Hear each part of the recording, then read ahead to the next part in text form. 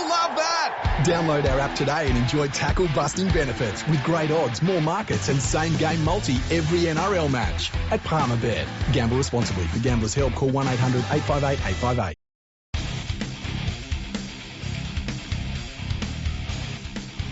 Hello and welcome to episode 411 of Fergo and the Freak. I'm that bloke from Rugby League Project, Andrew Ferguson. You can find me on Twitter at AndrewRLP. Joining me as always is the glorious League Freak. You can also find on Twitter at League Freak. How you going there, mate? Going all right, Andrew, but you know what pisses me off is when you order Subway and they don't fucking deliver it. Yeah, and let's be clear, it's not Subway. It's fucking menu log. Yeah, it's not Subway at all. The good people at Subway, they're just making sandwiches. They don't know what's going on. That's what they do. Yeah. That's what they do. And I thought, you know what? I'll use menu log. They're associated with Rugby League. Mm-hmm. I'll use them. And they betrayed me. They lied to my face. Mm-hmm. And they left me hungry. So, fuck you, menu log. Fuck you, menu log. They're the ones that have that singer on in that horrible advert, aren't they? That's the one, yeah. So. Katy Perry, yeah. Have you ever seen the video of Katy Perry where she's talking to Neil deGrasse Tyson and says his maths related to science? I haven't. And now I've got no desire to. Seriously. It's a good one. It's fucking hilarious. Oh, jeez. Anyway, so we're going to talk about Rugby League, and then after we've done that, we're going to do our round, 14 preview? Somewhere around there. Yeah, it's might around be more that. on. Yeah. Round 15. Round 15 preview for the National Rugby League, thanks to our wonderful sponsors at Palmerbet.com. They always deliver. They really do. They'll make you rich. Gamble responsibly, but Palmerbet.com will make you a freaking millionaire. But you saw something on TV that triggered you pretty hard today. Was it today? I'm trying to remember what it was now. Was this the Spud? Yeah, it was about the Spud, and he was being talked about by Glug Glug. That's right. Yeah, the Spud was on telly. I actually didn't know about this because I was working. I got home and I had a look, and Nadine mentioned that she saw the Spud on her TV. And he was ruining her night. I can understand that. He does that. But apparently he was on their chat. I don't know what he's talking about. No idea what was going on. But I thought I'd go into Fox Sports because every time you see some dickhead on Fox Sports, some other dickhead will write about it on the Fox Sports website. So you don't need to watch it. Yeah. And I'm not really keen on clicking on articles on Fox Sports website anymore because it's garbage. But, I do this for you people. Yeah, you take the bullet for our listeners, basically. I do. And James Glug Glug's been on there. I was going to call him Glug. I was going to call him Brum Brum. Yeah, well, he can't anymore. I know. That's kind of part of the joke, I guess. Okay. James Brum Brum. What we need is a little bicycle. The little bicycle rings? Yeah. Ding, ding, ding, yeah, ding. Yeah. Kind of like, actually, Mitch Moses might be hooking him up because he used to work for Deliveroo. Do you reckon Mitch Moses had like a really expensive bike? I could see Mitch Moses being like, okay, I'm going to work for Deliveroo, but I want to have a really nice bike. And he gets like a $1,600 bike that he probably still hasn't paid off with what he went on Deliveroo. It looked a bit like he had his sister's bike. Oh, really? Yeah. Well, there's nothing wrong with that. There's nothing wrong with that. I'm sure the seat is probably a little bit more comfortable. It probably is. Especially for him. So, Hooper here has said, Pasco cheerleaders, just embarrassing. I'm going to read what he's written here so you don't need to click on the link. Okay. Give me a spell with the Pelicans trying to defend West Tigers' invisible CEO, Justin Pascoe, around the sacking of Michael Maguire. First of all, Hooper, Pascoe is as invisible as you are quiet. He loves being on TV. He loves being on radio. He's got himself in front of any camera or bloody microphone that they're willing to stick in front of him. He loves it. He was on Fox Sports tonight. Don't call him invisible, you moron. He was on there. Also, all of the people that are cheerleading him, they're all his work colleagues. Like, Yes. it's just look to the side of you, glug glug. It's the dudes around you. Why are you fucking arguing at us about it? I don't know. Have a quiet word with the people you see every day at the bar till closing time. I don't know if you can do a quiet word. That's a good point. You can have a loud word with him, though. Imagine him playing Chinese whispers. He would be the worst. You allowed to say Chinese whispers anymore? I don't know. I assume so. Yeah. Anyway, imagine him playing Chinese whispers. Sorry, carry on, Andrew. So the reality, I find that amazing. That Hooper knows about reality. The reality is, it's now 7 years and counting that Pascoe's allegedly had control of the steering wheel of Concord without a single finals appearance. Mm-hmm.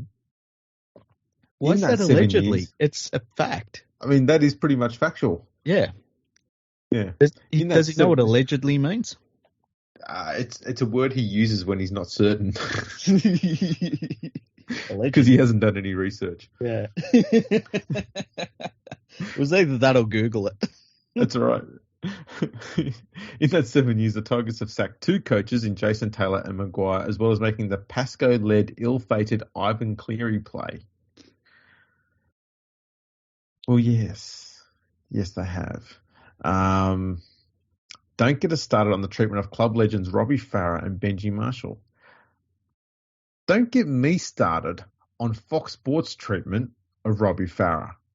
By the way, and just as a side note here, I was told that, and I didn't see the game in the week and the West Tigers played in, I was told that Brett Camorley was in the coach's box, and with him was Tim Sheens and Robbie Farah and a bunch of other people, including Michael Maguire. I didn't see Michael Maguire in there. Okay. Yeah, Hooper thought it was... I saw the post-match thing, and Hooper was getting all bent out of shape because Robbie Farah and Tim Sheens were in the coach's box with Brett Camorley. Mm-hmm. Okay. So Farah's usually down on the sideline. Well, I'm just thinking... never see Tim Sheens in there, and I mean, who gives a fuck, seriously? Well, the thing is, like, Robbie Farah, who had allegedly said something, I don't know. That means I don't know. I don't know if Robbie Farah said something about Michael Maguire, but people saying that he had, but you and me were like, who gives a shit? But then in the heat of the moment and stuff, and I think he was just questioning what Maguire ordered. And it wasn't because he thought Maguire was shit, it's probably because Farah had a different opinion. And I mean, Farah's a bloke that wears his heart on his sleeve. He'll say shit. He'll apologise for it to that person directly, face to face, because that's what he does. And both parties move on. He did that with Mick Potter. No one fucking believed him until, Gordon Tallis raised the fucking story 18 months later, and the stupid fuckwit running the club at the time, Grant Meyer, just decided to park both those people in front of a fucking bus. Farah and Potter, that was so bad. And just let the media eat them alive. Yeah. And there was no leadership of the club, so Farah ended up taking on that leadership of the club when Meyer should have done it. And fucking Matty Johns and his mob of dickheads all went out there and started fucking harassing Farah over it, and there was all these bullshit stories come up about Farah sacking coaches all the time, which is just nonsense. Here's the thing though, right? The media's done nothing to play it down either. They're happy to go with that angle. They'll make jokes about it and stuff. If I'm Brett Camorley, and Brett Camorley has no power because he's an interim coach, and his thing runs until the end of the season. I don't want Robbie Farah in the room. I don't want Tim Sheens in the room. Like, either I'm the coach or I'm not. I don't need all of these other people around me. And I just think how many times, and we're getting right away from this article, but I just wonder how many times there's got to be all this noise around Robbie Farah before somebody says, fuck Robbie, just fucking, like, this isn't the environment for you, because we don't need this fucking shit going on around us. It's bad enough we've got to try and win football games and we don't know how to do that. That's the thing. That's media-generated bullshit. I think the fact that Robbie Farah is there means that people within the club understand genuinely what he's like and what he can bring. And if he was any sort of drama, they wouldn't have him there. Mm-hmm. But he's obviously very good at what he does, because they wouldn't have hired him in the first place. I just think I would have preferred Farah to be on the sideline because, I mean, he's running messages to the players. He's not going to be able to do that from a fucking box. Mm-hmm. That's the only issue I got there. I don't mind Tim Sheen's been in the box for the first game for Kamali, because, Kamali hasn't run an NRL game before, so there might be certain things you got to do and say and people you got to talk to and stuff like that to get orders out and how to do it and when and stuff like that. So Sheens will be able to help guide Kamali in that. He's only got to do it for 1 or 2 games and then he'll disappear again. So that's all. I don't see it's going to be anything other than just, a little bit of coaching on how to run things. And then he'll disappear. I just didn't understand why Farah was there. He's a sideline guy. He's your conduit between the coach and the players. He's not going to be able to do that when he's up in the box with the coach. Yeah, what the fuck? He runs the water, Anyway, I'm sorry. I took you away from this article and I apologize. That's fine. But as far as treatment of Robbie Farah, I mean, yeah, the club treated him badly because, they went through that whole process of getting Jason Taylor and then trying to fuck Farah over after they agreed to pay him a huge chunk of unpaid salary from seasons gone by. They gave him this big contract and went, we don't want to have to pay all that now. That was a large reason why they were trying to push him out to South. And I think Robbie Farah's done all right out of the West Tigers, hey? Of course he has. What the fuck? And look, he came back on the cheap as well. He didn't come back looking for more money. He came back on the cheap, and he didn't need to. I've got no issue with him. I don't think he's done anything wrong by the club. I think the club's treated him shit, and the fact that he's still willing to go there and help as a coach shows where his heart is. And I wish there was a bit more passion for the club from people above him. Sadly, there isn't. Benji, I don't think the club treated Benji that badly. Benji got pissed off with him back in, 2014 or something like that, and he pissed off to rugby union. And that was all over. That was all over a contract. Yeah, and like Benji Marshall, he'd carried that friggin' team. He'd been the best player in the world at one point, and you could see that was coming, and it went poorly, and I think that the treatment of Farah was far worse than what the treatment of Benji was. Benji's was kind of part his own doing, but it wasn't as bad.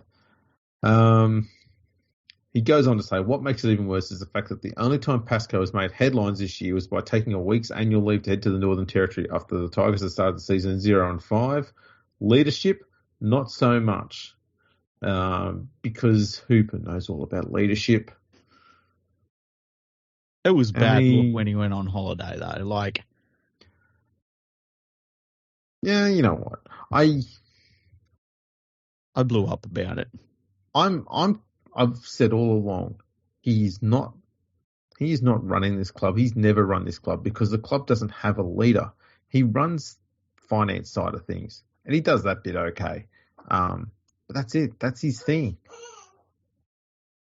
I don't want to talk about this fucking idiot. Little fella has a little bit of a complaint. I think he's going to be a Tigers fan.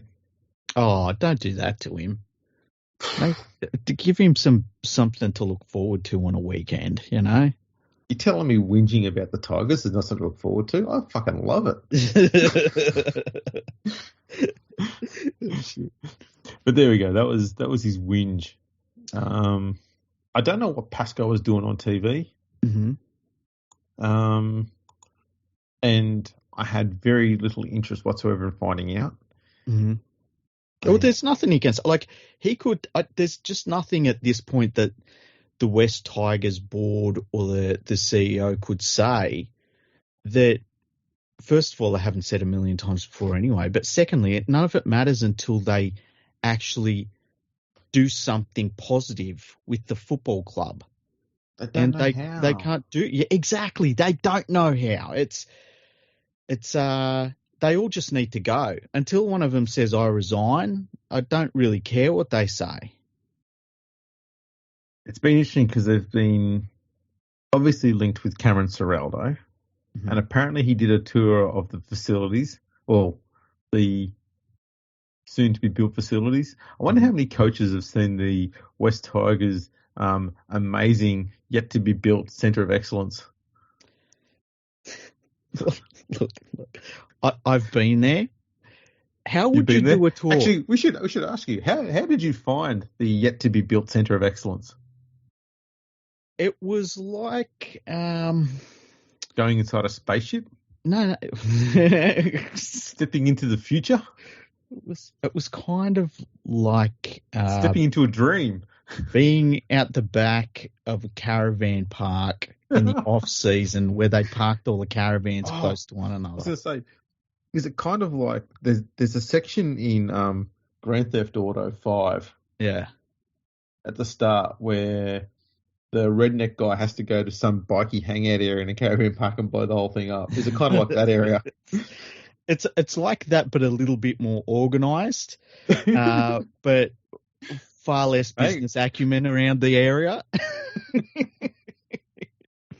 So it was an entertaining walk around the future, dream / place that doesn't quite exist.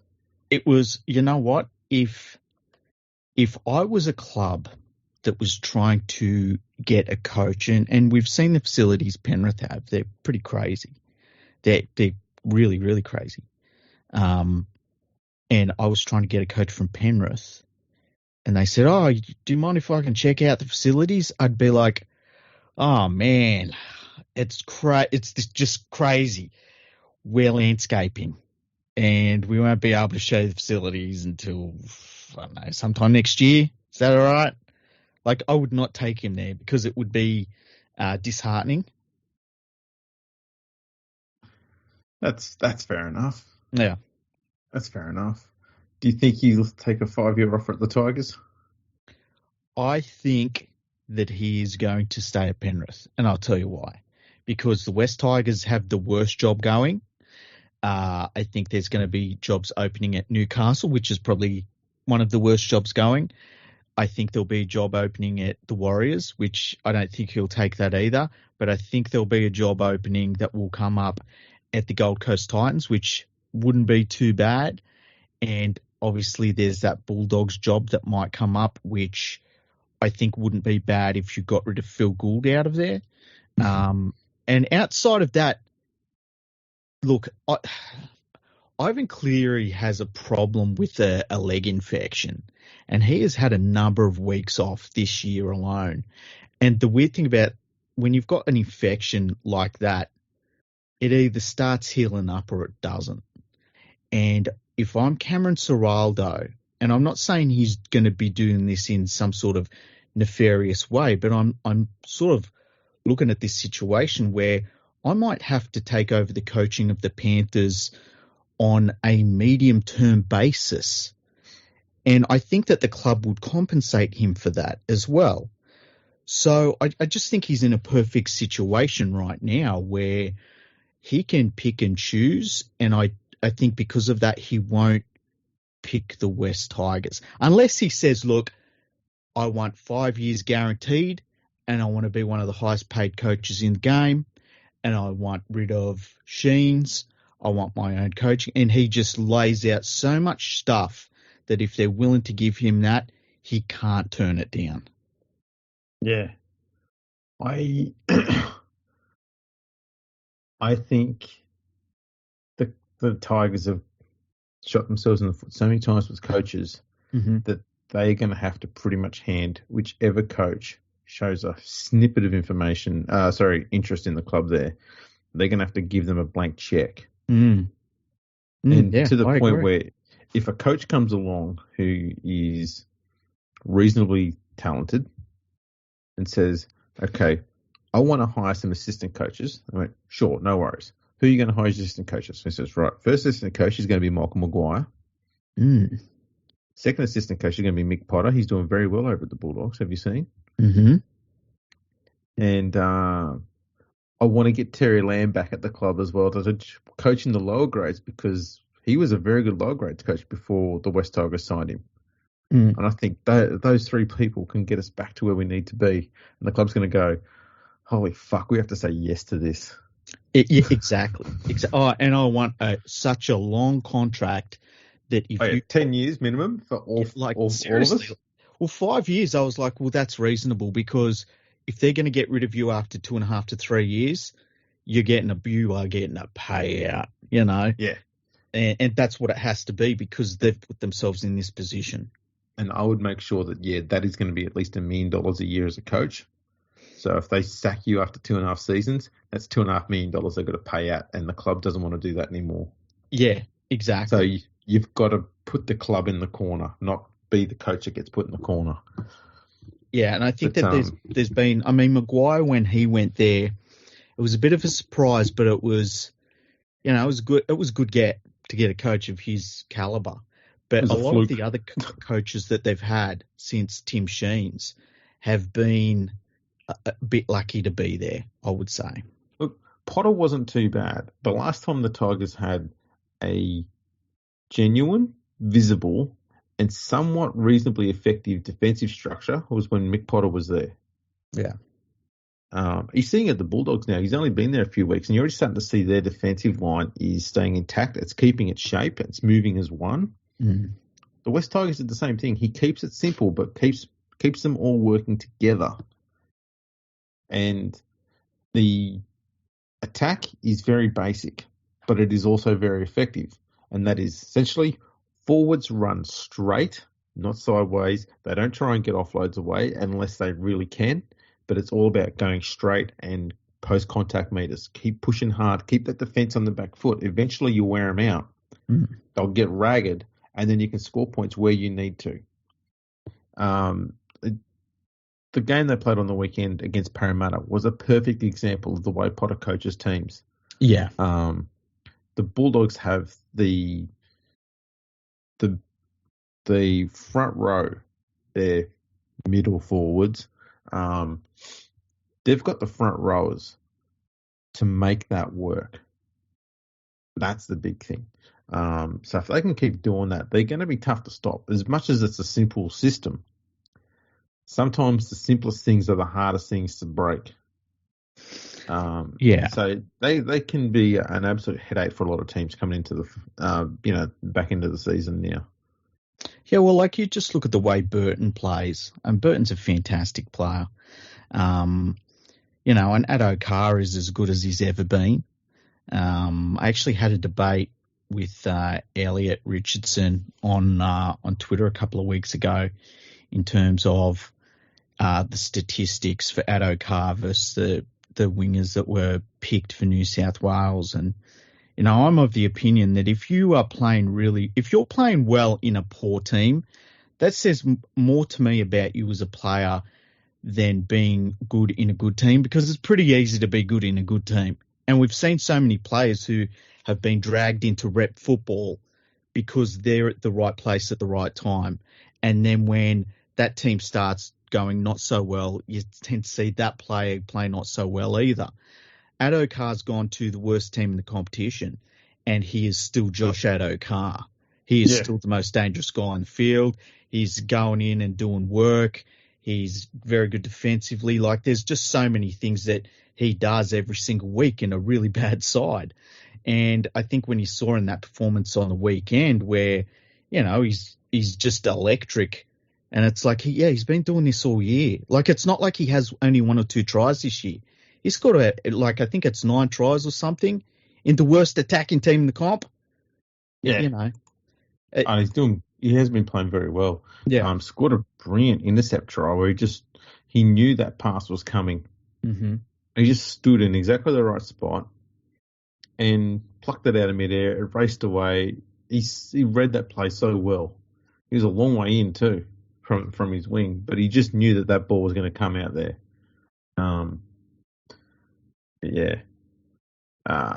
Shall we get into the preview, or should we do a little bit more footy talk? I don't know which one you want to go to.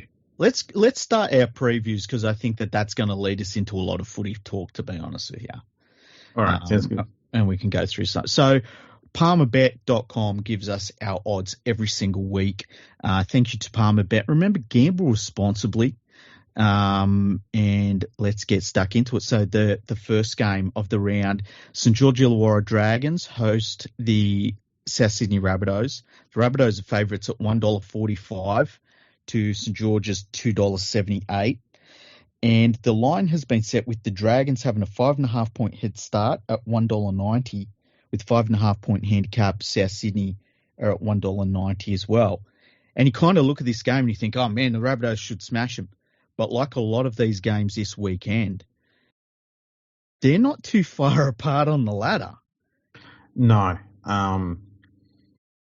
The big issue here that I've got is Ben Hunt has a very, very good kicking game, and South have got Cody Nicarima at fullback. He's just one of those blokes at fullback you go, not too confident. Zach Lomax had an absolute dog shit game last week, and I've never seen him put two bad games together, so I wouldn't be surprised if he comes out and he's immensely better. I expect Hunt and Lomax to be working together a lot better and probably channeling down that right side a lot more. McCulloch will be playing, I think, his 300th game. 300, yeah. He's actually been brought into the starting side, so Moses and Bai's been moved to the bench. That's actually going to help the Dragons go forward an awful lot more. And then against that is the fact that they moved Jack DeBellin to prop. Yeah, I don't know about that one, hey? I don't get it. South have got largely the same team. Blake Taft comes into the side for Marmazelos, and that's pretty much it for the Dragons. Ravalawa returns on the wing. Yeah, that's the only real big name change there. So, are you going for the Dragons? It sounds like you're going for the Dragons. I think this is the game that the Dragons can win. I think South should win, but I'm gonna put my balls on the line and go for the Dragons. Okay, I'm gonna go for South, and I feel like I'm gonna regret it, but I'm gonna stick with South for that one. Now for the first game on Friday night, we've got the Manly Warringah Sea Eagles. They're hosting this game at their Kerr Stadium. The ground is sour. They're taking on the North Queensland Cowboys. The Cowboys are favourites on Palmerbet.com. They're at $1.55 in the head-to-head. The Seagulls are at $2.47. Not a bad price for them. They've got the 4.5 point head start at $1.90, while the Cowboys with the 4.5 point handicap are also at $1.90. I tell you what, the way the Cowboys are playing, like if you looked at them even this point last year and you said, you know what, the Cowboys are going to be like the third best team in the competition next year, and it's going to be a bit of a gap between them and fourth, no one would believe you. We were laughing when they signed Chad Townsend. Yeah, we thought it was terrible. He's still not a great halfback. No, he's not good. He does just enough of what he's capable at to complement the rest of the side. Yeah, that's it. He doesn't run the ball. No, he kind of barely gets the job done. Yeah. But it's enough. It's enough. Yeah, this is an interesting one. So Cherry Evans returns to this game, which is a big bonus because even though Manly, dealt with the Tigers last week, it's not like it's a hard job. Foran was dog shit at halfback. Manly's kicking game was atrocious. It was all their props.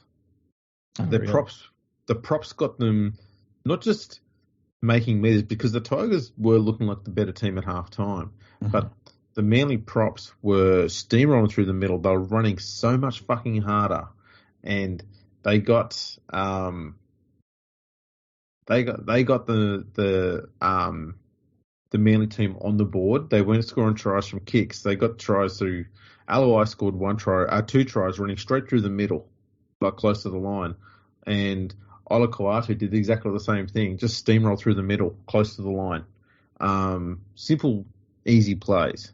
the one try Olakolatu scored was he was standing at first receiver, not expecting the ball, like 7 or 8 meters from the line, and they passed the ball to him. He's like, "Okay, I'll run now." He was flat-footed. He just stepped off his left and then ran forward and then just bumped off one guy and, oh, look, here's the try line. Just put the ball in as a try. I think he's really underrated as a player, hey? Oh, massively underrated. He's a big human, runs hard too. Alloway he's been pretty average for most of the time he's been at Manly, but he really, really lifted his game. No stupid penalties, hard straight running, good in defence as well. He was very, very solid. I'd like to see Ben Trebojevic on the bench. I think he needs a bit more game time, and I think he offers a hell of a lot more than Dylan Walker does. Yeah, 100%. 100%. He needs the reps in first grade. I don't know why they're not giving them to him. Physically, he looks like he's ready for it too. It's not it's one of those players that you look at and you're like, oh, he's maybe not physically ready at this level. So I don't know why they're holding him back a little bit. Yeah, I think Hasler's blooding him a little bit too slowly. I think he's ready to go. Yeah. For the Cowboys, Ruben Cotter returns to prop. I think he was just rested last week. Yeah, he was. Cohen Hess moved back to the bench, and Nanai is back as well. There's a few little changes there. Don't be surprised too if their new recruit Luciano Leilua is named probably on the bench. The Tigers released him on Tuesday, effective immediately. He could be a real big X factor. Like, I don't know about you, but he changes the Cowboys to a team that I'm a little bit like, oh, now I'm paying attention.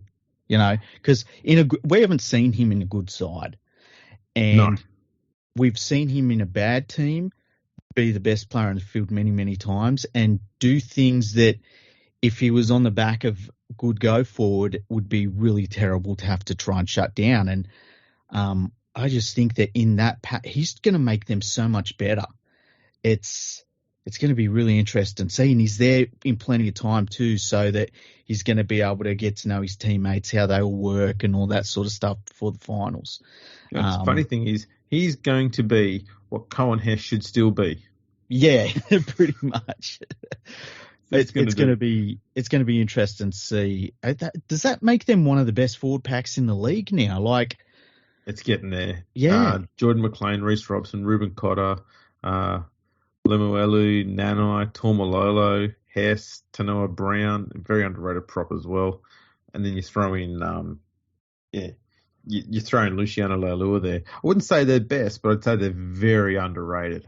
Yeah, I would say dangerous. They're very skilled pack. Second best pack in the game behind Penrith. And Penrith is a little bit weird because they're kind of like the Terminator. There's like 57 of the cunts and they all just turn up and they don't stop for 2 hours. So they're a bit weird. But yeah, I reckon that the Cowboys have the second best pack in the comp now. Yeah, definitely very, varied skill set amongst their forwards, which is exactly what you want. Yeah. Who are you tipping in this one? I think it's going to be close. I will see. I'm probably a long way behind the tipping. I'm sure I am. So I'm going to go with Manly on this one. Okay, I'm going for the Cowboys for this one.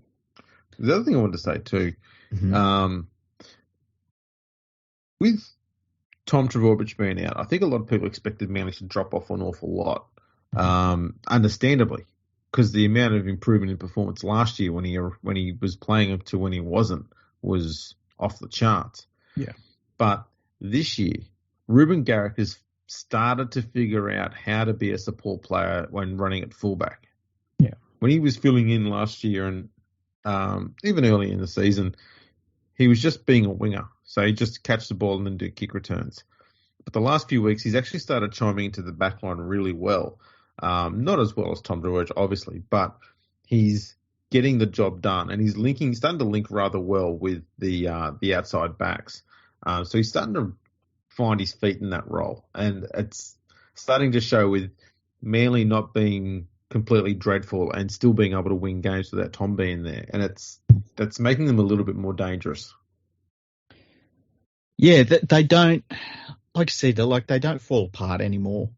Yeah. And it'd be interesting to ask him, like, how does he look at it? Because my guess is he probably looked at it before, when he'd step into that role, as like, I'm just trying to fill a gap. Whereas now it really seems like he's like, I'm the fullback now, you know? And it's just, maybe it's a mindset thing, because I don't think there's anything in terms of his skill set. Like, he's a really good player. He's always been a pretty handy player. But he's definitely has worked on that support play aspect, and it makes him more dangerous and everyone around him more dangerous. Yeah, absolutely. Now, are you ready for the next one? Yeah, as I say, next one, Melbourne versus the Broncos on Friday. So the Melbourne Storm at home, favourites in this game. They're $1.15 on Palmerbet.com. The Broncos are out at $5.50. The Broncos have a 15.5-point head start at $1.90, and the Melbourne Storm are at $1.90 with 15.5-point handicap. Storm are a little bit off kilter at the moment, and I don't know what to make of it. They're still very good, but they're not the Storm we've seen before. And, you know, the Broncos, when they hook it up, they're really damn good. I don't think they're going to win this game. I'm going to tip the Storm. But I could see where the Broncos make a game of this.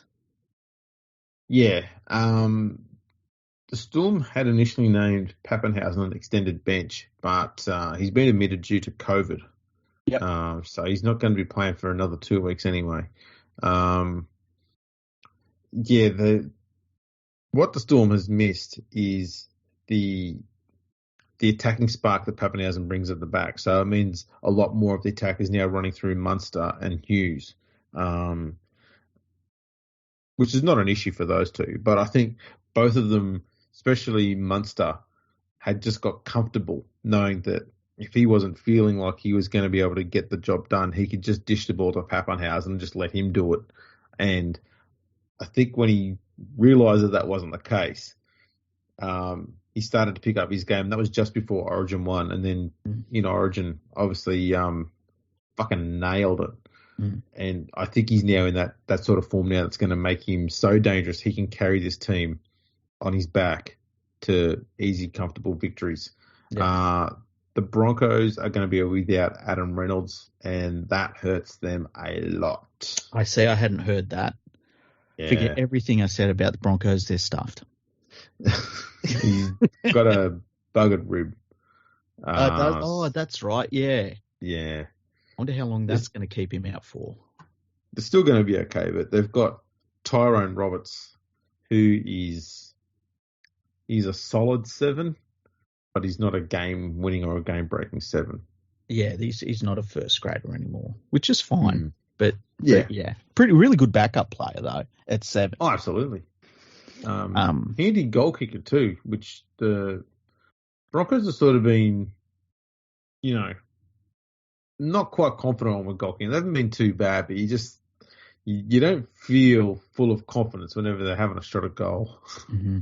Yeah, Roberts is a little bit safer there. Now, the first game on Saturday sees the Cronulla Sutherland Sharks taking on the Gold Coast Titans. The Sharks are favourites at $1.20 on Palmerbet.com. The Gold Coast Titans are at $4.50.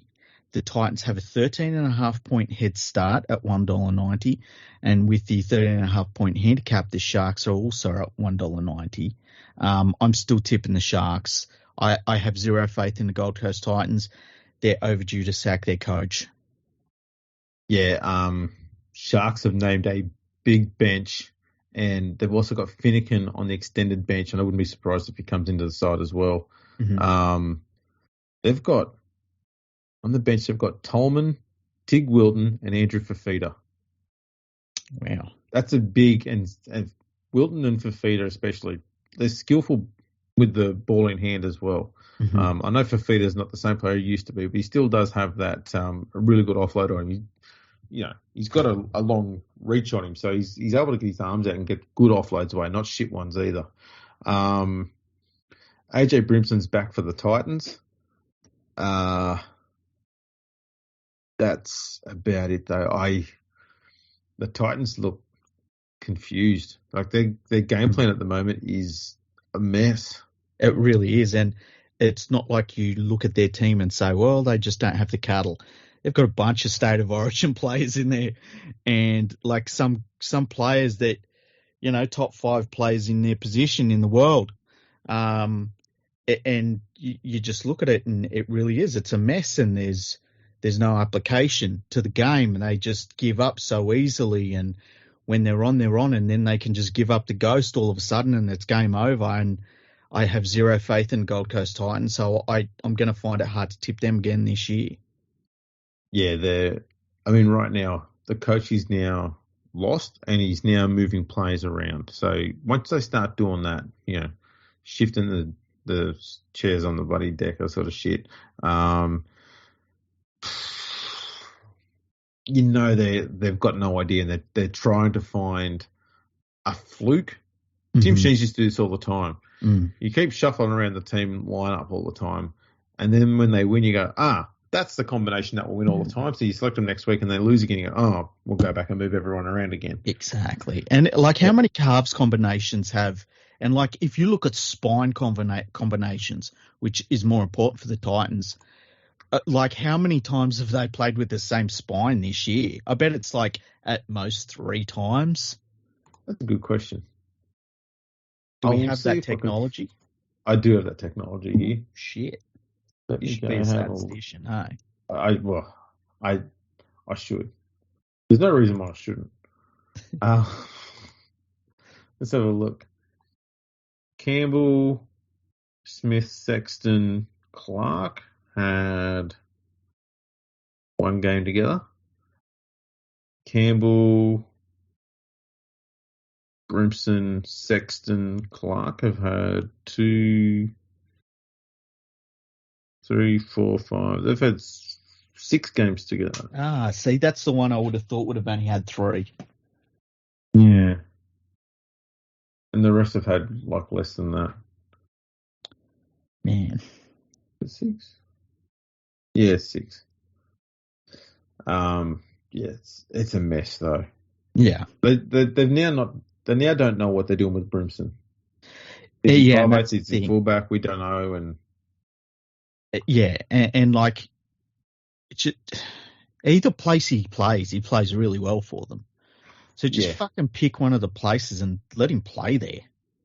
Yeah, I think at this stage it's pretty clear that Campbell's going to be the fullback. So just leave him there. Like, don't fuck his development up while you're trying to chase wins this year. This year's gone. So just it's over. Leave Campbell at fullback. Let him get used to that. Let him build those combinations from there. Leave Brimson at 5'8" so he can get settled there as well. And get yourself prepared for next year with those two working a lot better together when, next season kicks off. That's the only way to look at it now. Yeah, definitely. It's they just need a new coach. I tell you what, kind of shocked Michael Maguire's not coaching them already. Like, I wouldn't rule it out. Yeah, he'd be so. I think one of these clubs are going to pick him up soon. The Sharks. Interesting at the moment. The Sharks are able to score tries pretty comfortably, but their goal kicking is dog shit. They had 8 tries on the weekend and 3 goals. Jeez, yeah, that's not good enough. That's not good. So it's going to be fine for this part of the year, but when finals time comes around, they're not scoring 8 tries in a game in the finals. So they're going to need to get their goal kicking sorted out. They had their hopes pinned on Nico Hines being their goal kicker. I think maybe they need to see if someone else can take over those duties. I don't know who, but they should probably see if there's someone else at the club who can do goal kicking, because I don't think Hines is a first-grade goal kicker at this stage. I think his goal kicking stats are 70%, which was great in 1912. That's what I was just thinking. I was thinking like 70% even in the early 90s, you're probably the best goal kicker in the game. Oh, yeah, easy. What's he at this year? There he is. So he's kicked 37 from 59 this year, so he's at 62% this year. That's not good. That's not good. That's poor. I mean, he's kicking at 76 at the Storm, which is okay. Yeah, that's passable.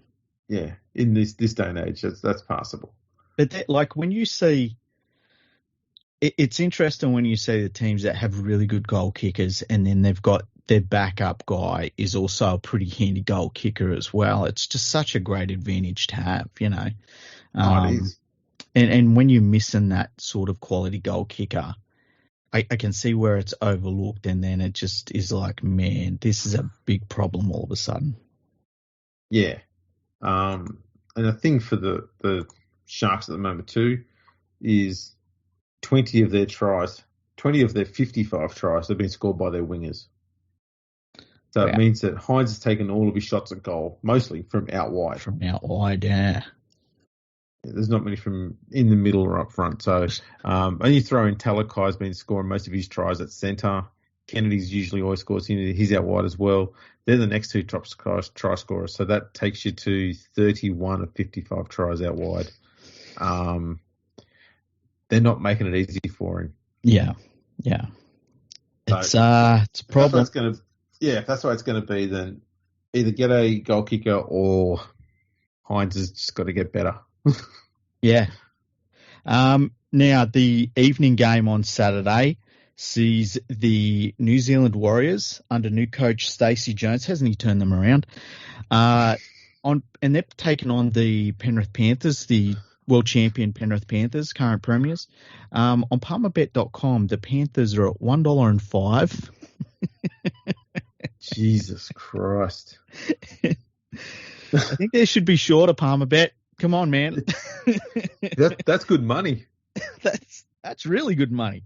The New Zealand Warriors are at $10, and the New Zealand Warriors have a 24.5 point head start. That seems short. It kind of does. They're at $1.90.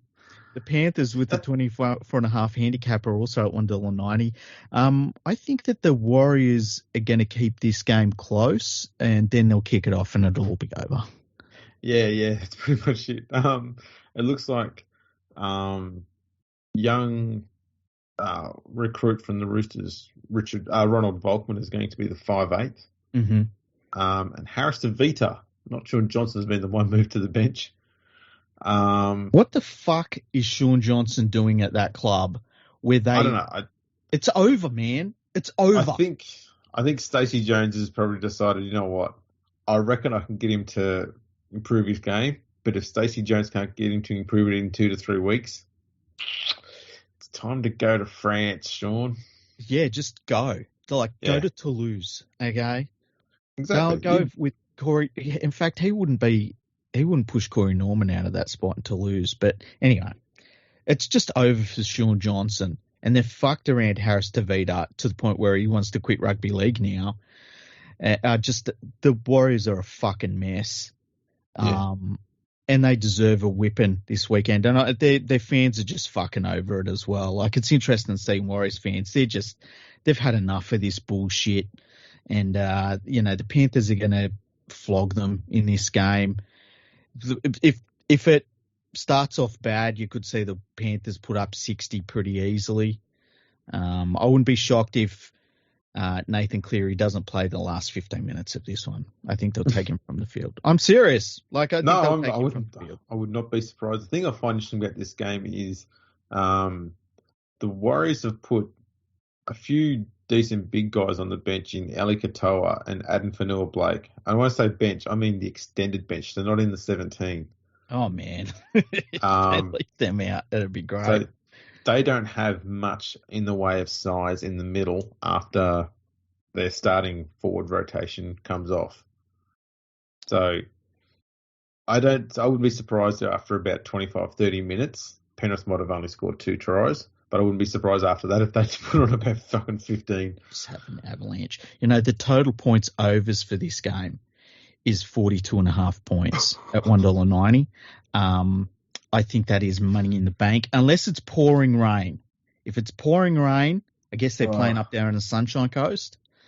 I don't think rain's going to be enough Because Panthers don't need to score tries from kicks. They can score just through good ball running. The other thing is, too, the Panthers are a weirdly awesome wet weather team, too. We've seen that. Yeah. They make the passer stick. That's all you got to do. Penrith by more than enough. Yeah, I think they'll cover that. If Penrith alone don't cover the 42.5 points, I'd be really disappointed. Hey, if they score 38 points against this Warriors team, I'm going to be like, what the fuck was that? Going to be what happened? Yeah.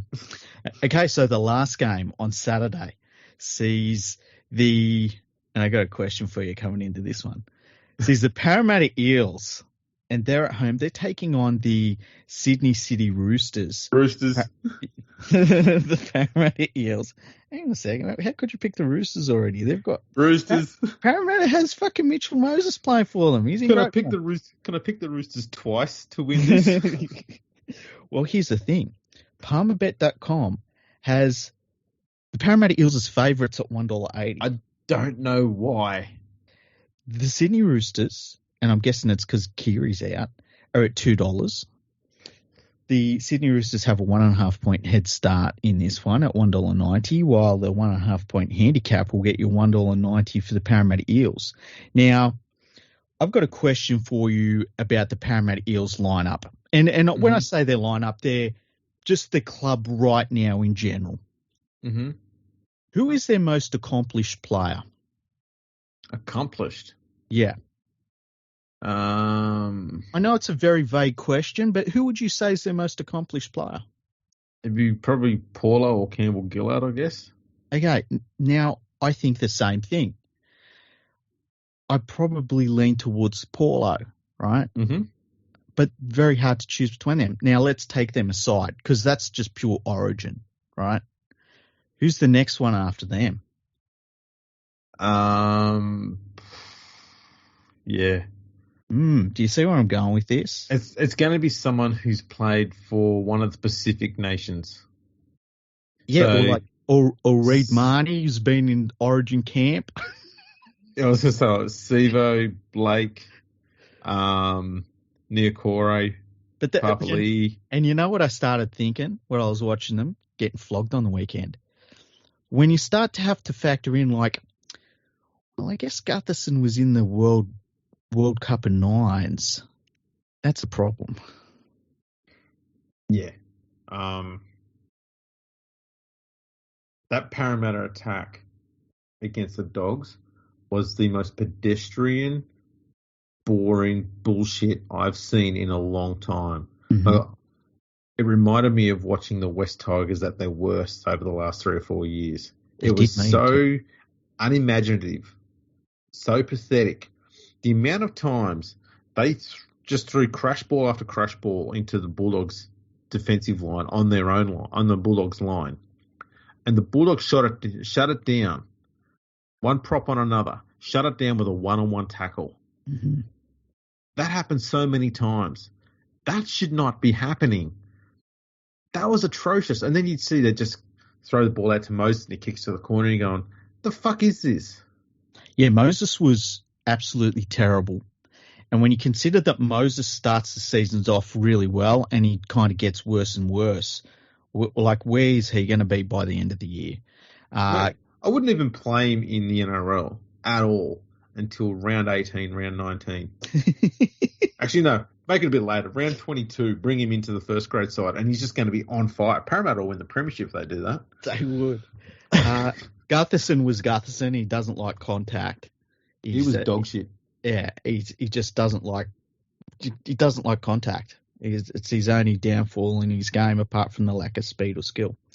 There's this Parramatta team has some issues. They're coming up against a Roosters team. Kiri, that head knock he took that switched him off last weekend was Boyd Cordner-like. It was a bump, but it was a bump, man. It shouldn't have taken him out of the game. I don't think Kiri's omission is going to impact the Roosters as much as Palmerbet thinks it will, because they've been playing without him for a fair chunk of the last 18 months anyway. Mm-hmm. we'll just have Walker at 7, Hutchison at 6. They've done that enough. Watson's also there. You also got Lachlan Lamb there. These guys have all played with Walker. They've all played with Tedesco. They've all played with Verrills. The combination's there already. I don't think it's going to hurt them at all by having Keary out. I'm not saying that Keary's, not a big loss. Of course he is. But I don't think he's as big a loss as people are going to think he is. I think they'll be fine. Yeah, I would. Keary hasn't played all that well this year. He's not been terrible, but he just hasn't played as well as you would hope. And he's not been able to, I suppose, get himself into games yet. He's sort of still working his way back, I think. But the thing is too, like he just looks like a player that's going to get tapped on the shoulder by the Roosters. But we'll see what happens with his head knock, because it really was one of those ones where he needs to have a real think about his footballing future and his future, just as a person away from footy. I mean, he's earned plenty of money. It's not a money issue. No. And I have a feeling he will be a really good assistant coach. But yeah, it was sad to see that. Look, this is the hardest game for me to tip. I don't know who I'm going for yet. I'm probably going to lean towards Parramatta just because you would hope that they would fire up. And when the Roosters play a team that's fired up, they don't really like it that much. So I've gone for Parramatta, but man, this is a 50-50 call, this one. I wouldn't argue with somebody that picked the Roosters because I could see why as well, Yeah, no, I'm very comfortable with the Roosters in this one. I wouldn't be surprised if we see Manu and Tedesco absolutely go to town with that Parramatta edge defence. Is Joey Manu the Roosters' best player and people don't acknowledge it because of how good James Tedesco is? I'd have to say very close to yes. Like it's a really difficult one because Tedesco's amazing, but I think that Manu as a centre is one of the best centres in the game. When he plays at fullback, the Roosters they get a different sort of player, but damn it, they don't lose anything. And man, whenever I see him play fullback for the Roosters, I'm like, this is $1 million fullback. I don't know why another team hasn't gone like, if another team come in and said, we'll give you 1.2 million to play fullback for us, I would be like, yeah, that's a smart move. Yeah. Thing I like about him is it doesn't matter what situation you put him in, his decision making is almost perfect every single time. And he doesn't overplay his hand. He knows exactly what his abilities and where his strengths are, and he plays to them every single time. He knows if he's got a player he's up against who's a good lateral mover, he won't try and run around them. What he will do is you'll see him, he'll move sideways a little bit to get them sideways. And then he'll run at them because while they're moving sideways, they're not coming forward. So there's no momentum. They can't put any shoulder or any power into the tackle. So as soon as he sees that, he'll straighten and he'll run straight at their shoulder, and they'll be standing still. And he knows that that's his best way of getting through them. And then if he comes up against those guys who are absolute fucking statues at the line, he'll just run around them. Yeah. And he figures this out so early in a game, and just hits the fucking go button every time he needs to. And if the defender, is a good enough defender to learn what he's doing, and they cut it off, Manu's good enough to be able to set up his winger. Yeah, that's the thing, and like I just love watching him play. And I tell you what, Suaalii, I'm like every single week I'm becoming a bigger and bigger fan of his. Like I would just have him walk into pretty much any team in the competition at this point. He's such a good player, really good in the air. He's definitely come along in the last month. Definitely. Yeah, he's got a lot more confidence now. And, man, he's another player. It's going to be interesting because you've got Tedesco, who is on $1 million. You've got Manu, who's going to demand $1 million. And Suaalii is not going to even come to the table for less than $1 million. And, how do you sort that out if you're the Roosters under the cap? I don't know that you can, because I can carry 2 of those dudes. I can't carry 3 of them. And Suwali, I believe. It's the Roosters. Look, Daniel Saluka Fafita has already gone to South. That's already freed up the necessary space in the cap. It's fine. That's $3.2 million cleared. Straight away. It's fine. Well, but here's the thing. Suwali, I'm pretty sure he can negotiate from November 1st this year. Mm-hmm. Correct. And you got to give him $1 million. Because if I'm one of these if I'm a club that has some salary cap space and I'm looking at this dude and I'm like, man, I say no to $1 million, dude. You know, you're 19. You're going to be 19 next year. Say no to $1 million now. I think if the Roosters are smart, they'll say to him, look, we will give you whatever money you want, but for the next 2 years, we're going to give you less than what you know you deserve, but we're going to move you into centre because that's where you belong. We're going to move you into centre. We're going to give you the opportunity to show us what you've got. We're going to give you more responsibility, more ball playing opportunity as well. And yeah, we will definitely meet you with what you want to negotiate with your next contract. We're going to give you 2 years at centre first because you're still very young. You've got a lot of money to earn in that time. And we want you to be earning money from us. And I reckon if he's smart, he'll take that offer. You don't need to start earning $1 million from the age of 19. I know it's great if you can. Yeah. But what happens if they say that to him and he says, well, listen, I've been offered $1.1 million from, I don't know, South. I know. Look, what they can say, and this is a negotiation tactic any coach can use, to say, I'm reminded of this great story about a young, very talented halfback that the Brisbane Broncos had. And he took a $1 million offer to go to the Gold Coast Titans. Do you know who he is and where he is now? He retired. Do you know what he did before he retired? Fucking nothing. Now, we can look after you and make sure you have a career that lasts until you're 35, 36, and you can be earning $1 million a year for at least 10 to 15 of those. Or you can take $1 million for 4 years and turn out to be crap like him. You pick. What he should do, here's what he needs to do. He needs to take like $650, right? Yeah. $650 a year, right? And just be able to take the bus to training and play for the Penrith Panthers. That's what he needs to do, okay? I think that's the future for him. He's from Penrith. I mean, everyone is these days. I know. How weird is it? It's fucking strange what's going on. It's like, oh yeah, he's from Penrith. He's like Tamari Martin. Oh yeah, that's another Penrith one. You know. Anyway, actually, wasn't he a Tigers junior? Yeah, but he played for Penrith. Yeah, but he played for the Tigers first too. Yeah, but he played for Penrith. It's like, you don't get Tamari. You know, Zebo was a Penrith junior. Hmm. That's how weird's that? Like, there's many. Sevo. Oh, yeah. Yeah, like, there's so many players that come through that Penrith system at some point. It's crazy what's going on. It's really crazy. Anyway. Speaking of crazy, next game. Well, the next game, it is a Sunday afternoon rugby league feast. Down there in the nation's capital, we will freeze your ass off if you go to the game. The Canberra Raiders will host you, though, and they will also host the Newcastle Knights. They used to be a first-grade team in the NRL. Now they're whatever the fuck they are now.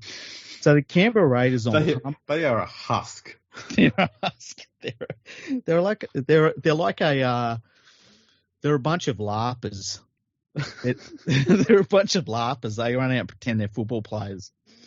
Okay, so the Canberra Raiders on Palmerbet.com, they're favourites at $1.26, and the Newcastle Knights larpers, they're at $3.90. The line has been set with the Newcastle Knights larpers getting a 10.5-point head start at $1.90. The Canberra Raiders with 10.5-point handicap are also at $1.90. It's going to be freezing cold. People will get frostbite at this game. And I can't believe that the Knights haven't got a new coach yet. What the fuck are they waiting for? I don't know. I cannot see the Knights doing anything here.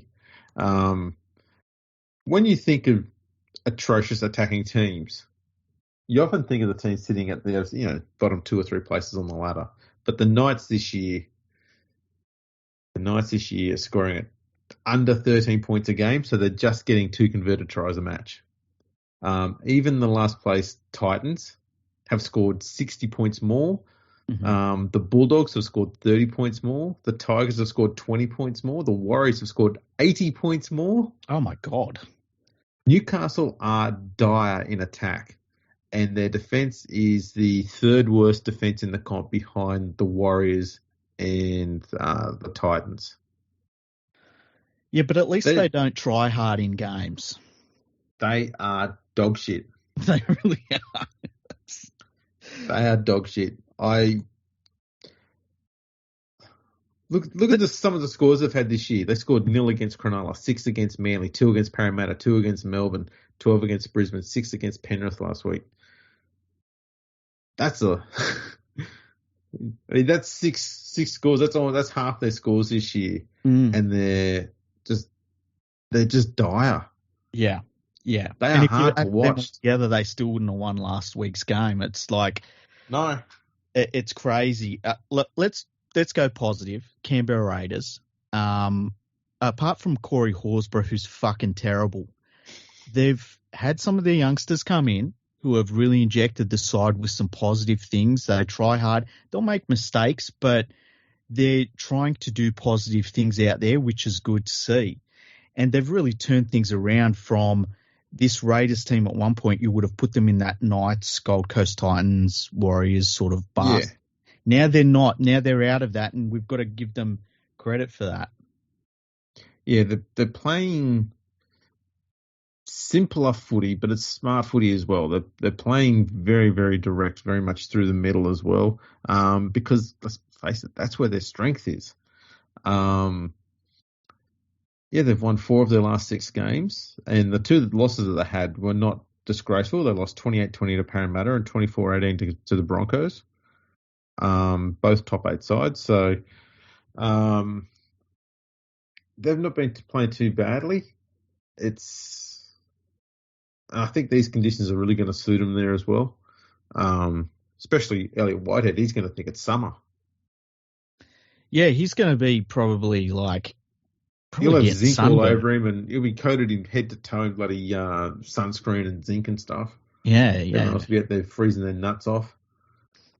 He'll get warmed up at halftime when he drinks a cup of gravy. They give him gravy at halftime. That's right. He will. But yeah, I think the Knights are completely done for this year. I asked a question on Twitter during the week. And I said, when are the media going to start going after Adam O'Brien? The reason, I mean, it's almost a, one of those questions where you know the answer already, because Matthew Johns and all his cronies make up 90% of the bloody media, and none of them are going to pick it apart as something that Matty Johns likes.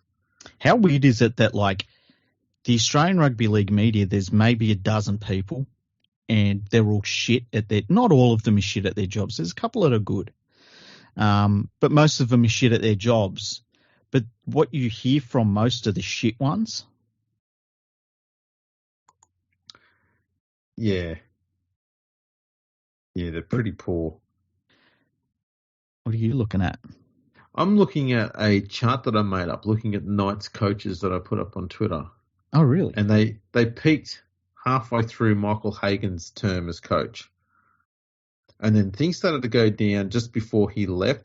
Brian Smith come in and stabilised things. They didn't go up, they didn't go down, they just went stable. Rick Stone took over, it pretty much stayed stable. Wayne Bennett came in, stayed stable, dropped off a bit at the end. Rick Stone was given the hand grenade. Oh, yeah, wasn't he just? And then Danny Badiris took over before Nathan Brown came in. The fucking hand grenade exploded. Yeah, but it was his daughter's fault, so... Yeah, that's right. You don't on Nathan Brown. But when Adam O'Brien come in, he had one season where he got things stable, but now he's declining at the same rate that Nathan Brown did when he first took over the Knights. Wow. And that's the problem, is that Nathan Brown had an excuse. Mm. Adam O'Brien has no excuse. No, you got. So why is the fucking Knights going so shit and the media so quiet about it? Yeah, it is a little bit strange. It's interesting looking at them coaches. Remember before Hagan, they had Warren Ryan. And Yep. Warren Ryan was a really weird decision to sign him. Like, it was like a blast from the past. It was like, what the fuck's going on? And apparently he wasn't well liked by the Knights players because he probably didn't go out and get pissed with them. They like them sort of people. And he was also one of those coaches that he wasn't like a lot of the modern coaches where they're sort of mentors and stuff like that. Yeah, yeah. Ryan said, you do this or I'll kick your fucking ass in. And they went, oh, we want to cuddle. You're not getting a fucking cuddle. Exactly.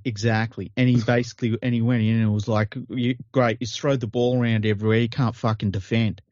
So, and Michael Hagan, eventually Ryan leaves, Michael Hagan takes over.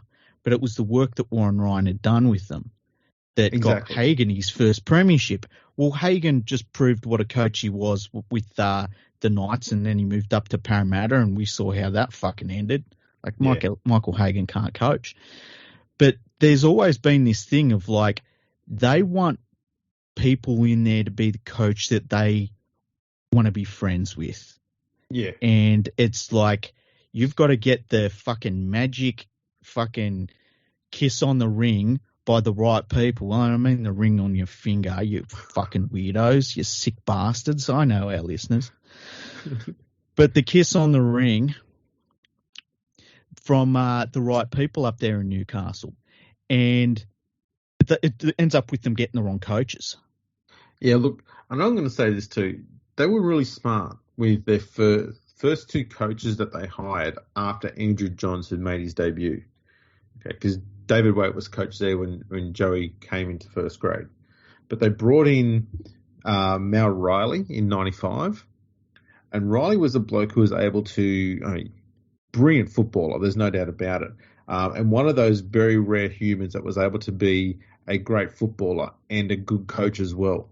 Because what he did is he got the forward pack doing the very basic stuff of laying a good platform and making Andrew Johns have a lot of space to move. Mm-hmm. And so he opened up Johns' attack, which wasn't hard to do. Mm-hmm. He just gave him more space. And once he got that sorted out and the success that came from that, Warren Ryan came in and everyone was thinking, this is going to be bad. Warren Ryan was the best thing for Andrew Johns' defence. Mm-hmm. There's a reason why Andrew Johns is regarded as one of the best defenders. Warren Ryan knows defensive technique like nobody else. Mm-hmm. And he taught Joey how to be a great defender. And so by the time Hagan comes in, he's got Andrew Johns, the complete footballer. Yeah. And you know, it's a bad thing when, like, I always think that when a club is not great, but they love their coach, like, what the fuck's that all about? Well, that's the West Tigers with Tim Sheens. Yeah, and look, Penrith, apparently the Panthers players, when they sucked under Matthew Elliott, they were like, yeah, he's a nice enough guy, you know. It's like, you don't want the coach to be a really nice guy. You want him to be a complete arsehole and you win games. And but he'll lose the dressing room. Yeah, exactly. It's weird how it all works out like that, hey? Yeah.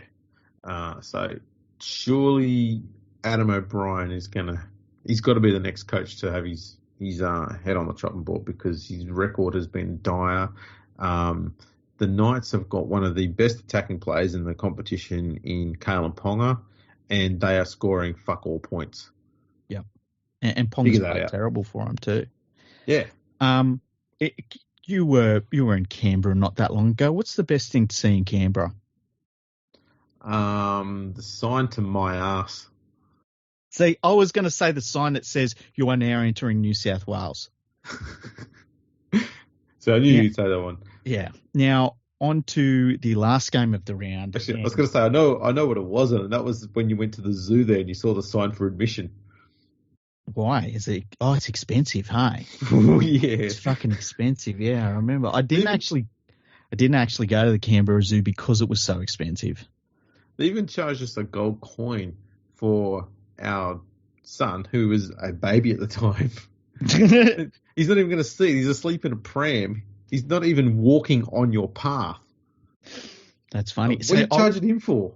I was going to go, and I think they've got a thing where you can get your picture taken with a white tiger, or you can get a picture taken with a cheetah. And I was going to get my picture taken with a cheetah. And when I was asked why, I was like, well, the thing is this: if the white tiger comes out and it decides to grab you, the people that are with the white tiger are just witnesses at the coroner's inquiry, right? That's right. You're not stopping that thing. Yeah. A cheetah is going to hurt you, but I reckon I could fuck up a cheetah. I reckon I could punch the fuck out of a cheetah to a point where it at least says this is not worth my effort, you know? Yeah. But a tiger, it's a wrap. It does. If that tiger just is like, yeah. If we're talking perfect killing machines in the animal world, a tiger's going to be very, very high, if not first on that list. Okay, so if you had to choose between a tiger, a grizzly bear, or a polar bear, okay, and here's the last one, or an elephant, who would you pick? As the ultimate killing machine. As like we're gonna put them all in a like a stadium with high fences. Yep. Last animal wins. Last animal standing wins. Who would you pick? Yeah, I'm going to go the tiger. Really? I'm going the elephant, hey? Well, the elephant I think that's an easy choice because of the size. But that tiger's got the agility and it still has all that sharp, pointy shit going on as well. True, but have you ever seen the videos of the elephants tossing around rhinos and stuff like that? Oh, yeah. It's crazy how strong they are. Yeah. It's amazing. Now, back to our footy podcast. The last game of the round is on Sunday evening. Strap in for this one, ladies and gentlemen. You don't want to miss this one. The Canterbury Bankstown Bulldogs are hosting the Western Suburbs Tigers. And I love calling them weird things. In the head-to-head, the Canterbury Bankstown Bulldogs are favourites on Palmerbet.com. They're at $1.80. They take on the Western Suburbs Tigers, who are at $2. The Western Suburbs Tigers have a 1.5-point head start. They're at $1.90. And with the 1.5-point handicap, the Canterbury Bankstown Bulldogs are also at $1.90. Andrew, who are you going for in this game? Obviously, I'm picking the Tigers, but I'm confident that the Bulldogs will win this. Same here. The Tigers bench is the most confused-looking thing I've ever seen. Well, so they've got two 5'8" sitting on the bench. You can never have enough 5'8s. I don't know why. If you've got 3 5'8s inside, what does that actually make them in terms of a percentage?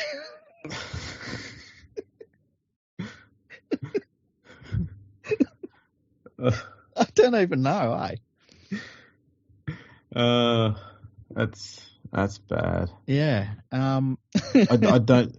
It's one of the most confusing lineups. So Nofaloom is still there. He's the most clueless defender as a winger goes you'll ever find. He doesn't know what he's doing. He's just basically, when you play rugby league on the computer game. Yes. But sometimes it glitches and the wingers just run around in circles. That's Nofalooma. Yeah. Sometimes he's in, sometimes he's out, sometimes he's up, sometimes he's down, sometimes he's not where he should be, sometimes he is. It's an absolute crapshoot with that fella. Ken Malmolo had a very, very good game despite the Tigers being pretty poor last week. It looks like they're starting to steer their attack more in his direction, which is a very smart thing to do. because he's a much stronger ball runner as well. Musgrove wasn't too bad. Tuolangi's pretty handy. Offahengawi was okay-ish. I'm not too upset about Luciano Leilua going because he's been okay this year, and I mean that's enough to make him probably the Tigers' best player this year. But in the game against Manly, he was fucking atrocious. Oh, really? He was just doing Leilua brain snaps. I was looking at it going, is fucking Joey out there? My guess is he probably knew it was because he's already been gone now for a few days. So and look, his brother probably told him how much the contract was worth to him. He's probably gone, fuck, I'm going to be on like $37 billion a year now. Why would I pay you for $3.50 an hour? Brent Naden obviously copped a 4-week suspension for his spear tackle on Jake Trbojevic. That thing looked ugly, and I think he's a bit lucky to get away with 4 weeks. I thought he'd get 2 months out. Yeah, I mean, look, obviously it was an accident. The first thing Naden did is he looked over to check on Trbojevic to make sure he's okay, and he apologised to him on the ground, which was the right thing to do because it also disarmed any, fucking fighting and stuff that would have happened. Everyone realised straight away that he knew he fucked up, and he apologised straight away. But thankfully, Jake Trbojevic was completely unharmed by it. Yeah. But it looked bad. It was one of those ones where the head seems to drive into the ground, and we saw the worst version of it was with Alex McKinnon. It had a very similar look to it with the way there wasn't the same force, obviously, but the angle was kind of similar. It just looked ugly. Mm-hmm. But yeah, I thought he'd get at least 6 weeks. Yeah. And, for a spear tackle, you probably should be getting 6 weeks as a minimum. I think 4 weeks is a bit pissy, to be honest. So do I, especially when it's there's a difference between a player grabbing someone's leg and lifting it a bit high and they go past the horizontal, and lifting someone up so that they're a 180 from where they were a second before, and their head's driving into the ground. And as I mentioned with McKinnon, we've seen what happens when those tackles go wrong. Yeah, and like McKinnon's one wasn't even like the if you had to show someone what a spear tackle kind of is, you would show them the Jared McCracken one, which was exactly, which is crazy. McKinnon's one was kind of like it was like he was low to the ground and his leg was dragged up, and then a consequence of that, his head started going down, and then there was a driving force behind it because there was like 3 or 4 players in that tackle. Yeah, it was the driving in the tackle more than the actual being tilted up sort of thing, because exactly driven in the wrong angle. It was the mechanics of that one was just all horrible. It was only going to end in one bad way. Yeah. You kind of had a bad feeling the minute you saw it take place. You went, oh, that looked bad. Yeah. But yeah, he's lucky with that one. Little was. I'm done with Little. Yeah, out. I'm out on him, man. Yeah. His service from dummy half, pedestrian. What's weird to me is that they groomed him to be in this role, and he finally got the role, and this is kind of what has turned out in it. They should have seen enough of this in the lower grades to know that this is where it was going to end up. Yeah. He's just... They need, the Tigers have been more than loyal enough to him through all the injuries he's had, which have been horrible and all sort of stuff. Mm-hmm. And he should be very lucky that the Tigers decided to keep giving him contracts despite him missing most of those. He barely played in most of those contracted seasons. Mm-hmm. The club's now got to say, you know what, we've looked after you pretty well, but we're confident now that you're not the right fit, and we need to go in a different direction. Thank you and goodbye. The club doesn't owe him anything. They can let him go. Yeah. There's a lot of players in that Tiger side, especially in the front row, or even and Joe Offengo as well, need to pull their finger out, run hard, run straight. Don't worry about fucking offloading. Run hard, run straight for 80 minutes. when you're defending your line, fucking make tackles that stick. Yeah. Simple stuff. They just don't do it. Even the little one agrees. He does.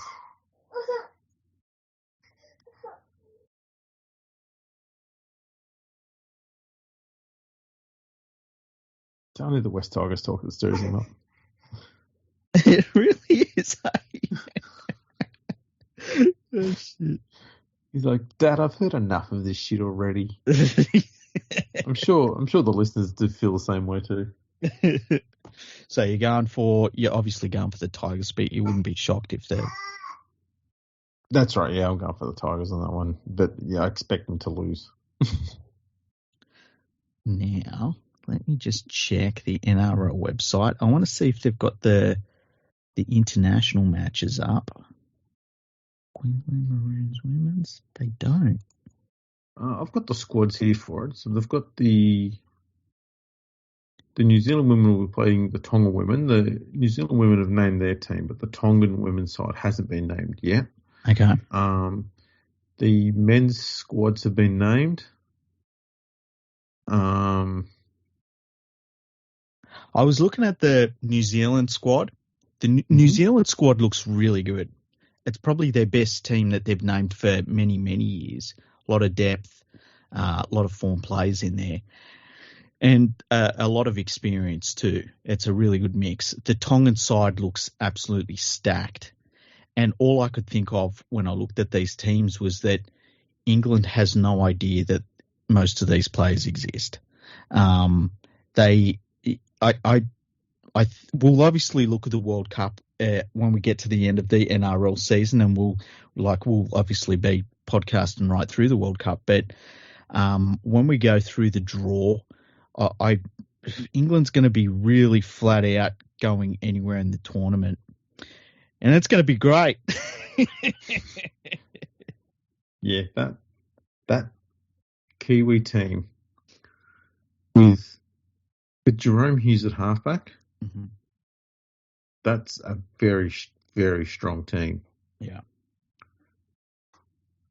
Yeah, he's the one for me that when you think about him at halfback, you know, if they have four and at 5'8", he'll do a job. You know, he's not going to set the world on fire, but just all of that experience between them. Yeah. You know, and their forward pack is great. They've got some really handy outside backs. You know, Australia, we know they're going to put out a really good team. I would like Australia to get a couple of games under their belt in the warm-up to the World Cup because I think they need it. It's been so long since they've played, and there's a lot of new combinations that will be in their team. But I tell you what, Tonga looks amazing. Tonga looks just incredible. Yeah. They're going to be tough. Yeah, they're going to be really tough. The Samoa and Cook Islands teams haven't named their sides yet. No. I saw neither has Papua New Guinea. Sorry. I saw somebody saying that there were a few of the players that could have played for Samoa have elected to play for New Zealand instead, which doesn't shock me because the Samoan setup has been a bit of a basket case for a long time now. I mean, that's been going on for years, though. Yeah, yeah. I wouldn't be surprised, though, if players who are cut from the Kiwi side decide to jump back to Samoa. Yeah. It sucks a bit that the system's like that, but I wouldn't be surprised if that happens.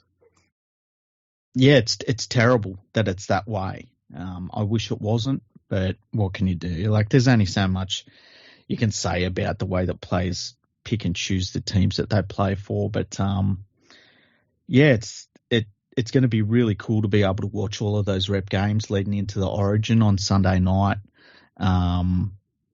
And yeah, we'll get to cheer on Tonga again. It's going to be bloody awesome. No, I fully agree. It's I've also got the Fiji team was named today. They're looking reasonably competitive. Mm-hmm. Obviously a very fast and attack-minded side. I am mostly keen to watch Papua New Guinea play, though. I don't know why. I just love watching them like Papua New Guinea play. I don't care who they play against. I don't care. I don't even look at the scoreboard. I just want to watch them playing football. I would love to see how they would go against Tonga, because Tonga's such a big mobile side, and the Papua New Guineans are a little bit shorter in stature, most of them, but they are like, they're all, cut out of bloody wood. Like, they're just the hardest people on planet Earth, Papua New Guineans. It's amazing. And they just throw themselves into a game so relentlessly, and to see those two sides play against one another, it's like, how does that work out? It'd be amazing. Absolutely amazing. Absolutely. So that's the preview done for this weekend, thanks to Palmerbet. Yes, thank you, Palmerbet. Remember, everyone, gamble responsibly. Exactly. Don't do any of that irresponsible gambling. No. You don't like James Hooper. You don't want that. Jesus. Allegedly. Now, it's been a good episode, Andrew. We'll probably do another episode in the next couple of days. We might just talk about footy, hey? We can do that. I was actually going to say there was one other news item for today. Oh, what was it? 4 more teams have been added to the NRLW for 2023. I saw this. This made me angry. The Canberra Raiders. Good, that's a good one. Yep, the West Tigers. That's a bad one. The Cronulla Sharks. That's a bad one. And the North Queensland Cowboys. That's a good one. Can you tell me? Okay, I was going to say, actually, go on. The Sharks one, I don't mind, because when they first set up the NRLW, it was the Sharks and the Bunnies that did so much of the groundwork and had such good, strong teams, and they both got overlooked initially. Mm-hmm. That was criminal. So I don't mind the Sharks being in there. I see no reason to have any more Sydney teams other than the Sharks in there. We've got South in there already. Mm-hmm. We didn't need Parramatta. We could have just had a team out, either West Tigers, Penrith way, if we wanted to have a Western team. Mm-hmm. But yeah, Raiders, Cowboys definitely need to be there. The Warriors should never have been cut. They need to be brought back in. Yep. Yeah, we should be looking to go wider, not just follow the NRL sides. Yeah, it just is the most unimaginative shit in the world. And like, we've been complaining that there's too many Sydney clubs in the NRL for forever, going back to the friggin' 70s. And what do they do when they've got a chance for a clean slate? They just do the exact same shit. It makes no sense. Yeah, it's not even like you can say, well, they picked the Roosters, they picked Manly, they picked Cronulla and Penrith, and you say, well, that's, north, south, east, west covered. They're just fucking doing the same shit. You've got a team that's in Cronulla, and they're a 5-minute drive from the team that's at St. George. What the fuck? Yeah, the St. George team, they didn't need it. They didn't need the Roosters team. You could have had Cronulla and South just to say thank you for all the hard work they've done. They can cover South and Central part of Sydney. Put a team on the West if you need to. It's a big corridor, so I'm sure it'll be fine. But that would be it. 3 teams in Sydney. Yeah. And you cover a big population there. Then you'd start looking at, North Queensland, Brisbane, New Zealand, Melbourne. All right?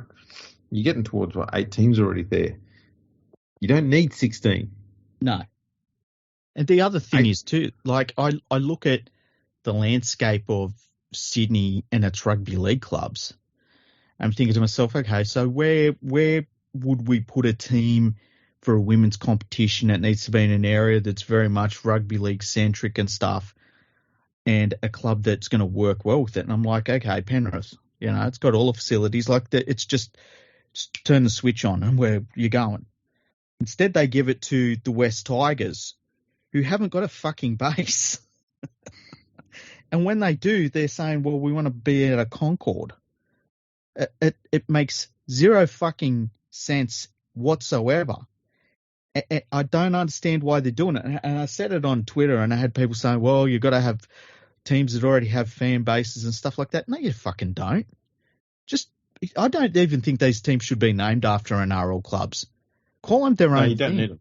You could have had Central, Western Sydney, Southern Sydney, Northern Sydney if you feel that there's a need for it there.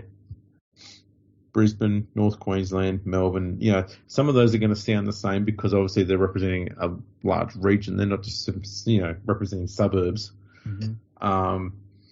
But yeah, that's all you need to do. You can do the four corners three or four centres around Sydney would be more than enough. You don't need to go stupid on it. Yeah. It's not because there may not be enough players there. I don't think that's going to be an issue, especially moving forward. The NRLW is obviously getting a lot of eyeballs on the game and a lot of attention with female players, which is a great thing.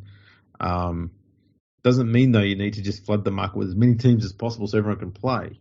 You just build reserve grade and have the proper structures in place all the way through so that we get the absolute cream of the crop at the top grade, which is exactly what we used to do in the NRL prior to the whole lower grade system being completely cut off and treated like shit. Yeah. It used to all be under the same roof and it used to have a proper system that everything followed. If you don't believe me, listen to Phil Gould bang on for fucking ages about it. It's all he ever does. I'm glad we got that out of our systems. That's right. I had to get that out. The other thing too, which you told me about, was the I know I'm going to upset someone here. I think he's asleep. The Chairman Lee was asked to go on another podcast. He ended up getting pretty pissed off about it and refused. Yeah, look, I clicked out of I had it all set up on my computer and I clicked out of it like 20 minutes ago. What was it? Was it the Westlife podcast? I think it was. That's the one, yeah. Yeah. Rob McCarr at the Westlife podcast. Yeah, and asked Chairman Lee to come on, and Chairman Lee blew up at him in a text message and said that basically he, why would he go on there and give his podcast more oxygen, and he's not even a paid up member of the club, he's just a fan, and why would he talk to somebody that's not a member of the club? And he said that you can post this because I know you'll post this online, and so he did post it online, and it was it felt very personalised and very emotional and childish. It really did. This is the thing that I find that's happened a lot at the Tigers in the past. Is they've got this within the club. I'm sure it happens at other clubs. If you criticise the club in any way, they'll come out and they'll call you a so-called fan. Tim Sheen's actually used that term once when he was coach, called the people who were critics of what was going on in the club as so-called fans. Said a true supporter would follow us and no matter what, through the tough and the thick and the thin and all sort of stuff. We're like, we are supporting you. What we're pissed off about is supporting a team that is constantly losing, and we're getting passionate and we're trying to tell you things that we think would help improve it so it will be successful. If that's not the sign of a genuine hardcore fan, then what is? A person who sits there and goes, oh, we lost again. Hooray, I love my team. How is that a passionate fan compared to one who wants to see you succeed? And I'd compare it to being a parent. If you've got a child and they're 6 years old and shooting heroin, you just go, well, at least they're alive. Aren't they great? Hooray. No, that's not good. We don't want that. We want them to be good and successful and strong and great at everything they do, and we want them to be that way forever. That's what we want our sports teams to be like. It takes more passion to be angry and pissed off when your team's shit, but you still keep following it. That's true passion. Yeah, also, by the way, these fucking sporting organisations are multi-million-dollar businesses. If you don't want to give your money to these cunts, keep it. Your money is way better in your pocket than it is subsidising some fucking football team that can't even be bothered to run out there and put a decent product on the field once every decade. Fuck this guy saying, oh, you're not a real supporter unless you're a paid up member. How about fuck that shit? You can love a club and not be a paid up member of the club. You can be putting money through the gates and not be a member of the club. It's this idea that, well, unless you're throwing good money over bad towards us to not make the finals for the last 10 years, then you're not a real fan. Fuck off. I used to be pissed off about that with the Panthers. The because they used to pull some of that same shit too. When they were a terrible football team, they were coached by a terrible coach, and you'd bring it up and they'd be like, oh, you got to be a paid up member. It's like, why would I pay any money into this shit? It's a fucking bad investment. All you do is you piss me off every fucking weekend. How about make the finals, you fucking cunts? Very well said. Very well said. I think that pretty much gets all of that out of the system. Does. We're all good now. We've had a purge. Yeah, true. One other thing. Rugby League in the United States. Little bit of stuff happening there, a lot of stuff. I'm not taking sides on anything, okay? I've not heard anything. What's going on there? Just they've got fucking 27 different fucking organisations that want to run the thing and all sorts of bullshit. That's always been the case. I know. I'm looking at it from afar. Okay. Right? I haven't got a dog in this fight. Mm-hmm. I get a really hardcore grifter vibe. This feels like there's a lot of fucking grifting going on, and it's like I know I've always said rugby league people in the United States are just as important as any other rugby league people. The fact that they play this weird game and all that, and that none of their friends play or even know or are fucking confused with rugby union, God bless all of them, the real rugby league people. But around them, trying to grab headlines are grifters. We need to get the grifters out of rugby league in the United States. They need to be called out by people in rugby league in the United States. We need to get rid of the grifters. That's all I want to say.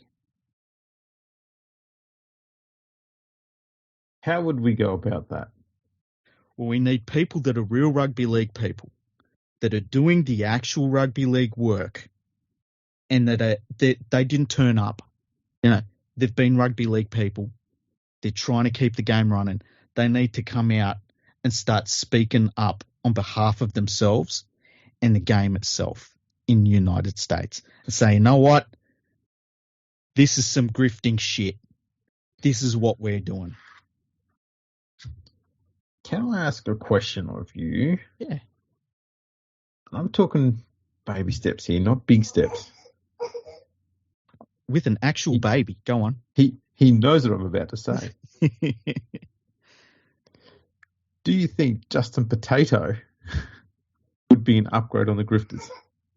See, he knew. If I found out he was involved in, who was it that, remember the United States team? They qualified for the World Cup at one point, and then they had a coach that went in. It might have been Matthew Elliott. It was either him or that fucking Brian McDermott. Neither of them can coach, by the way, especially Brian McDermott. I remember they stepped in and just replaced all the actual American players with blow-ins and played in the World Cup. Yes, that was the World Cup in England. Yeah, that shit really pissed me off. And it pissed off all of the people in rugby league in the United States too. Yes, because they had a bunch of American Samoan players. Yeah. We need American Rugby League to stand up for itself. And we need to get rid of the grifters. That's all I can say. Anybody that's in rugby league in the United States that wants to come on the podcast and stand up for the game, you can come on the podcast, because fucking grifters they need to be called out on it, and it's up to you guys. Here. I'm all for that. Didn't know I was going to bring that up, did you, Andrew? No, because I had no idea. Well, fired up. Fuck it. Why not? What? Tack it on the end. People will be surprised to hear all that. Yeah. Anger at the end of the episode. That's great. People really seem to enjoy it when I'm angry. Hey, it's weird. You don't get very angry very often. No, I don't. Compared to what people probably used to think, hey? Yeah. It's the, I don't know what it is. Neither do I. They just think you're violent. Yeah. Fuck those people. I'll put their head through a fucking wall. Well, it's been a good episode, Andrew. Indeed it has. Indeed it has. I guess at this stage we should probably wrap it up. Thanks for tuning in, everyone. Thanks, Darcy, for your interjections. You're welcome. Here you go, fella. And you can check us out on Twitter and Instagram at Fergo Freak Pub, or on LinkedIn, Facebook, YouTube, and MySpace. Check us out on all of those. Thank you to Palmerbet. Yes, that's right. That's our baby for Gamble Responsibly. And we'll catch you all later. Palmerbet with the big don't argue. Punters will love that. Download our app today and enjoy tackle busting benefits with great odds, more markets and same game multi every NRL match at Palmerbet. Gamble responsibly. For Gamblers' Help, call 1-800-858-858.